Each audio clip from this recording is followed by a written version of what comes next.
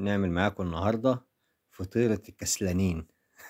ده فطيرة كده ممكن نعملها كسلانين لأنها مش هتاخد مننا 5 دقايق بس.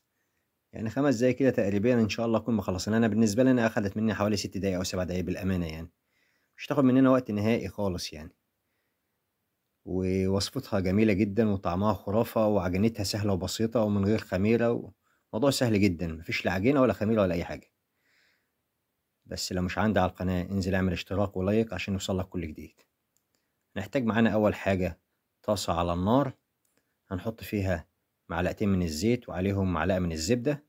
نحتاج معانا نص صدر من الدجاج هنقطعه شرايح كده، وهنفرده في الطاسة بتاعتنا عشان ياخد صدمة من الجنب ده والجنب التاني. وبعد ما نفرده في الطاسة كويس هنحتاج معاه ايه، ناخد معانا بصلة نقطعها شرايح وننزل بيها فين، فوق الدجاج بتاعنا. فوق صدر الدجاج ده مش صدر كامل يا جماعة، ده نص صدر يعني تقريبا حوالي 150 جرام. عليه قرن فلفل حار اللي بيحب الحار، واللي ما يحبش الحار مش لازم. وعليهم 3 فصوص من التوم، وعليهم 4 ورقة من النعناع، عليهم معلقة من الكزبرة، نص معلقة من الشطة، وعليهم معلقة إلا ربع من الكمون ومعلقة كاملة من الزعتر. طبعا كل دي معالق صغيرة بتاعت الشاي. ومعاهم كمان نضيف معلقة من الملح.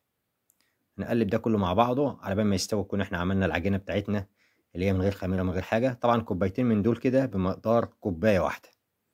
هنحط كوبايتين من الحليب وهنضيف عليهم الكوباية الكبيرة دي بتاخد ايه، كوبايتين زي التانيين. يعني الكوباية من دي بمقام المقدار الكوبايتين اللي انا فضيتهم بتوع الحليب. وعليهم معلقتين من الزيت، ومعلقة كبيرة من السكر، ومعلقة صغيرة من ايه الفانيليا، ورشة ملح. هضرب ده كله مع بعضه لغاية لما كله يندمج مع بعضه كويس. العجينة بتاعتي يا جماعة كوباية من الدقيق على كوباية من الحليب على معلقة من السكر على معلقة صغيرة من الفانيليا وعلى رشة من الملح. موضوع سهل بسيط خالص. عليهم معلقتين من الزيت أو معلقة واحدة من الزيت كبيرة.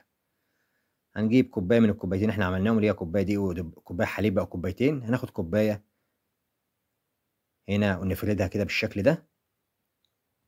طبعا اللي ما عندهوش زهر زي ده كده، زهر زي ده كده أنا بشتريه وبحطه فين على عين البوتاجاز بتاعي، بستعمله في حاجات كتير جدا. لو عايز اسوي عليه فراخ، على فكرة كنت ممكن اسوي صدر الفراخ عليه وهيبقى اسهل لي جدا من الطاسة. بس انا يعني ايه حبيت اخلي ده نضيف لل... للعيش بتاعي او للفطارة بتاعتي. وهناك على الطاسة اعمل ايه صدر. ممكن بقى لو ما عنديش انا طبعا الكلام ده في البيت، طبعا معظمنا ما عندوش الكلام ده، نعملها في الطاسة انا برضك ايه العجينة، ولكن مش بالخشبة زي ما انا بعملها كده.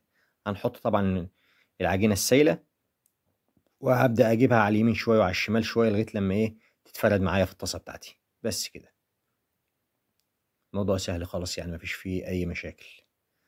طبعًا بعد ما فردتها واحدة وفردت التانية، هابدأ بقى أشتغل في الفطيرة بتاعتي. شايفين مش واخدة مني وقت نهائي. ده معلقة واحدة من الزبدة سيحتها كده، وأجيب الفرشة وأدهن دهنة كده، بحيث لمّا أحط الفطيرة بتاعتي تدّي معايا لون كويس، وهتدّي معايا طعم كمان مش لون بس.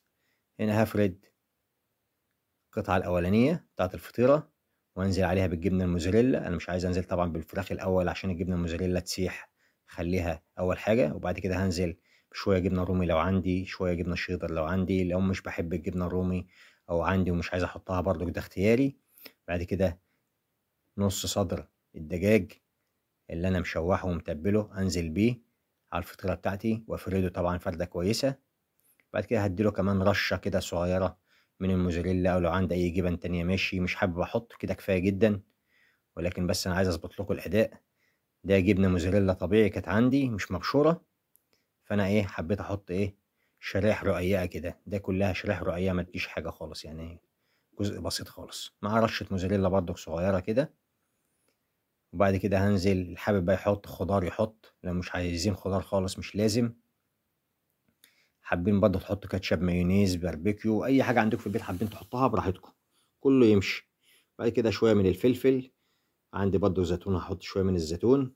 لكن أنا طبعًا أفضّل الإيه الكاتشب والمايونيز هاخلّيهم برّه، بعدين لمّا آجي آكل منها أحط زي ما أنا عايز عشان يبقى اختياري. مرات لو حد مشترك معايا فيها وحابب ياكل يمكن مش حابب الكاتشب والمايونيز فيها من جوّه. هنا بعد ما خدت الإيه استوت طبعًا من تحت، وأكيد طبعًا سيحت الجبنة كويس، هاقلبها القلبة دي. وبعد ما قلبتها هاسيبها طبعًا لغاية لمّا أتأكد إن هو الجنب اللي تحت كمان استوى. وهنا هكون محضر الخشبة بتاعت البيتزا، وهطلع بالفطيرة بتاعتي تحفة ما شاء الله. بصوا، أكل المستعجلين والمكسلين هو ده الفطيرة إن أنا لما أكون مستعجل عايز آكل حاجة حلوة ومستعجل، أقسم بالله